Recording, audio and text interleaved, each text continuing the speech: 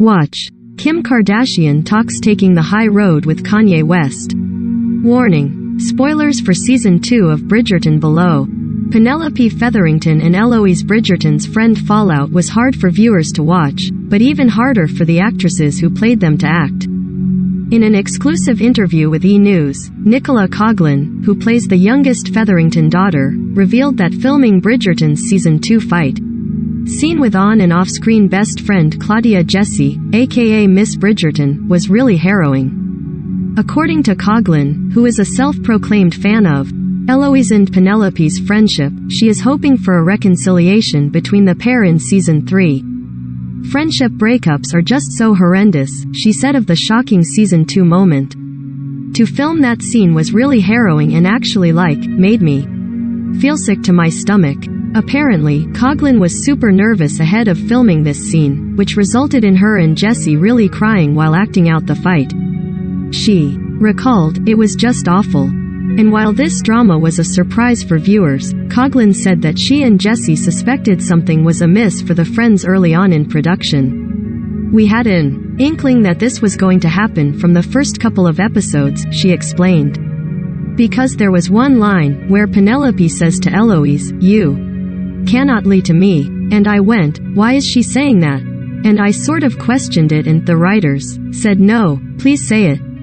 It's important because of Lateran." And we both went, oh no, this is bad." Penelope, who was revealed to be Lady Whistledown at the end of Season 1, was confronted by her best friend in the Season 2 finale, as Eloise had learned the truth about her pal's secret business.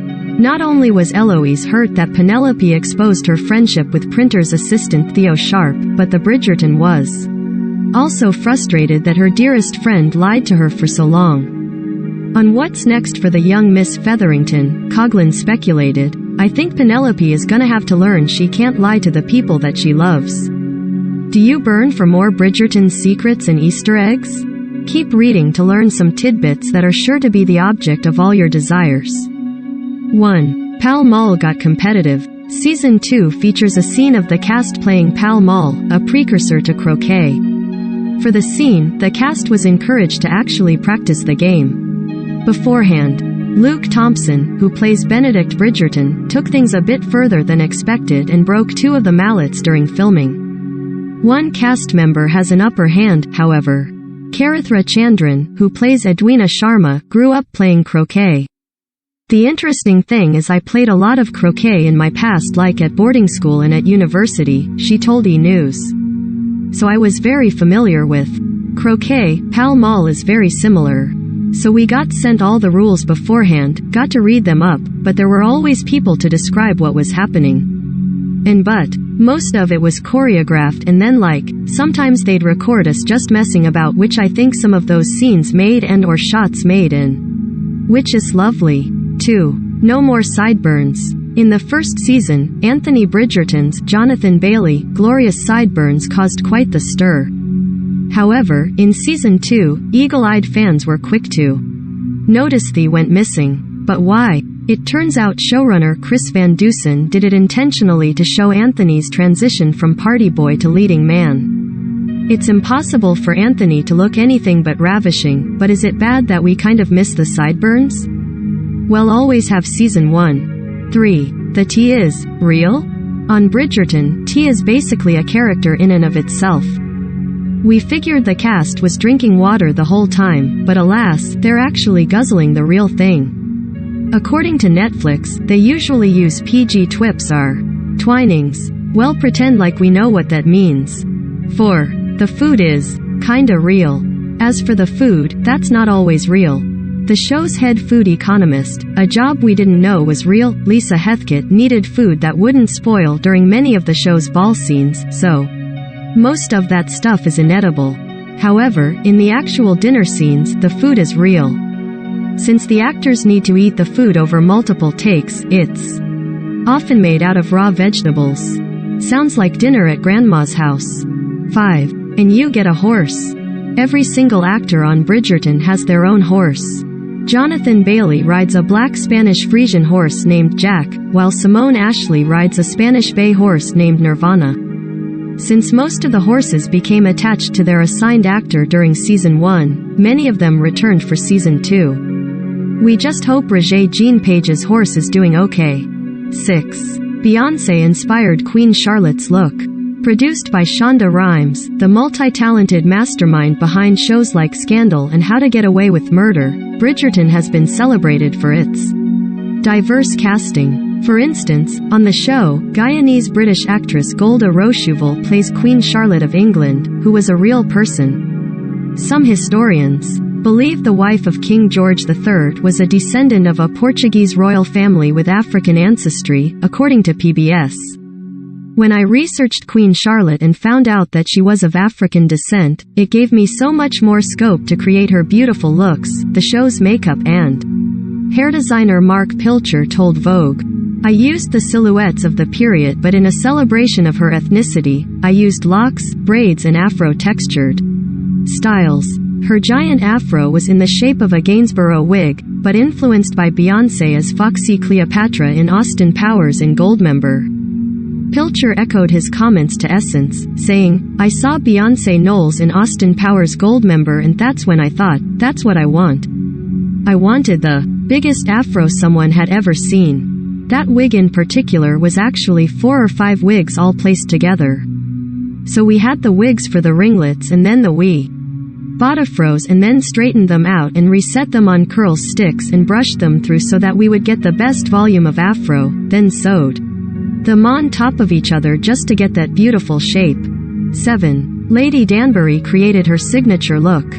If you look at Regency men of that period, they would always have a cane and a hat. Adjoa Andoh, who plays Lady Danbury, told New African magazine, "For me, the fact that she's a widow meant that I wanted her to embody some of the masculine within her feminine, in a way to reflect the particular position of wealth and power that she had within a society that didn't allow a woman a huge amount of freedom. So, I requested a hat. I love a hat." 8. Old Hollywood influenced Lady Featherington's colorful style. At the first fitting of Lady Featherington, Polly Walker, I noticed that her outfits were heavily influenced by the 1950s, Pilcher told Vogue, so rather than giving her straightforward Regency hair and makeup, I looked at pictures of Elizabeth Taylor and Deborah Kerr and amalgamated a 1950s look with a Regency. 9. Eloise and Penelope's bond is even better off screen. Claudia Jessie, who plays Eloise Bridgerton, and Nicola Coughlan, who plays Penelope Featherington, are friends in real life, according to showrunner Chris Van Dusen. "In the writer's room, we refer to them as Pen Eloise," he told Screen Rant. "That's slowly becoming a thing, as the fans of the books tweet and are on Instagram. I think they're using that hashtag a lot." He added, "When we saw them, we immediately knew that was Penelope and that was Eloise Bridgerton. I think we have something special with them." 10. Simon Bassett keeps his late mom close. Simon Bassett, Duke of Hastings, always wore a diamond and emerald-encrusted enamel brooch on his lapel during Season 1. It belonged to his late mother, who died just after giving birth to him, as seen in a flashback on the show. 11. But first, some makeup. Jonathan Bailey, who plays Anthony Bridgerton, had to have makeup applied to his butt for a sex scene. There is a moment where they go, "Can we lower the britches?" And when I lowered the britches for the first time, they went, "Can we call in makeup?" He said on the British TV show Lorraine. It was just too shineth body. 12. Daphne's wardrobe is fit for a royal. I have 93 dresses, Phoebe Dinevor, who plays Daphne, told Glamour. That's just mad. They're all made from scratch and hand-embroidered. And there's 6 people making just Daphne's dresses. 13. The reason Daphne wears blue. Daphne always wore blue, that was her favorite color in the beginning. In her innocence stage, costume designer Ellen Morojnik told BuzzFeed. Her colors changed as she evolved and as she became the Duchess, a married woman with her own ideas. We actually deepened the palette a little bit, made it a little dustier, a bit richer and deeper. 14. How those NSFW scenes really came to be. On Bridgerton, notably in Season 1 Episode 6, Daphne and the Duke of Hastings, Regé-Jean Page, get it on in pretty much every room of the house. Anne intimacy coordinator worked with the pair and other cast members for nude and sex scenes, which showrunner Chris Van Dusen said were choreographed. It was all so that the cast would feel comfortable, and we really left it in their hands to take the scenes for as far as they wanted to take them, he told E! News. Those scenes were heavily choreographed, much like an action sequence, like your hand goes here, your leg goes there. They were all really rehearsed. Dinevor told E! News. I feel really proud of those scenes, honestly. We worked really hard at making them feel real. I was very safe. I felt very safe. With Roger and an intimacy coordinator. We blocked them out like they were intricate stunts. 15. About that controversial sex scene. In one sex scene, Daphne, having realized she had misinterpreted her husband Simon's comments about fathering children and having recently learned how babies are conceived, takes control of the situation to try to get what she wants. Every aesthetic detail in that controversial moment was planned, and Dinevor had a strongzy in her character's portrayal. We were very clear that there needed to be a show of power, so it's Daphne who takes her own hair out of the braids, and it's Daphne who pushes him away so he can see her. Lizzie Talbot, Bridgerton's intimacy coordinator, told Vulture. Phoebe wanted to remove her hair from the braids herself because it's an empowering moment and so much is tied up in women's hair at that time. That's a very definitive moment that isn't necessarily rooted in the sexual act, but it is paving the way for 16. Size matters. Daphne and Simon spent quite a bit of time in your bed and other places if a bed is unavailable at that opportune moments. The crew faced the challenge of making sure Paige, who is believed to be 5'11", did not fall off the reduced-sized Regency beds. One of the interesting things about Bridgerton was that so many scenes we did involving beds were on beds of Regency size, Talbot told Vulture. That was, honestly, one of our biggest challenges.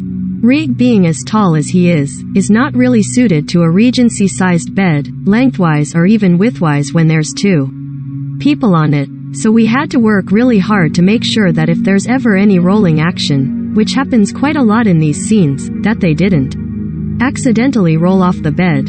She added, that was a real issue on nearly every bed that we had. 17. A little rain never hurt anyone. The cathartic rained-out party scene that took place at the Hastings courtyard was actually filmed indoors on a soundstage, which allowed the crew to control the volume and temperature of the water, and also allowed it to drain properly without flooding the set. We had a huge tank underneath to collect the water, because you can't just rain in a studio and have it just go everywhere. It's got to be properly collected, set director Gina Cromwell told BuzzFeed. So there was an enormous range of pipes and things going on. I mean, from my point of view, I was just involved with making sure that there were flowers, always flowers, and that there was food and pretty things like that. But I know that from the point of view of the audience, they were, hopefully, fooled into thinking that it was actually an outside set. 18. Blast from another past. The on-screen version of Daphne's rival Cressida, played by Jessica Madsen, was based on the snobby Nellie Olson from Little House on the Prairie. Pretty on the outside, the show's makeup and hair designer Mark Pilcher told Vogue, but mean on the inside. 19. Marina always keeps an eye on her lover. On Bridgerton, Marina Thompson, Ruby Barker, arrives at the Featheringtons' home secretly pregnant with her and her lover's child. She typically wears a lover's eye pendant. That's just to symbolize that she has a lover that nobody knows, John Glazer, one of the show's costume designers, has said. Usually, the miniatures wear up to the person, so people knew who they were, but they wouldn't display them. She has an eye, so she's the only one who knows who her lover is. 20. Revealing Lady Whistledown. During the Season 1 finale, the identity of gossip newsletter writer Lady Whistledown was finally revealed. It was so much fun, Coughlan told Variety. We had to film that in the middle of COVID. I had to be super secret. I had to be flown over from Ireland and tested and do the fitting. It was hyper secret. I couldn't let anyone know I was there or what was going on. But it was so much fun to film that. 21. Little gestures. In an interview with E! News: Golda Rosheuvel made a small gesture in Season 2 that was meant to call back to Bridgerton's first season. Specifically, when selecting Edwina Sharma, Karithra Chandran, to be the diamond of the season, the Queen lifts the debutante's chin the exact same way she did for Daphne. Bridgerton, Phoebe Dinavore, just that physical moment of lifting her chin, she shared. I did exactly the same thing with Daphne. For the actress, this small gesture helped her see how it all connected. Bridgerton Season 2 is available to stream on Netflix.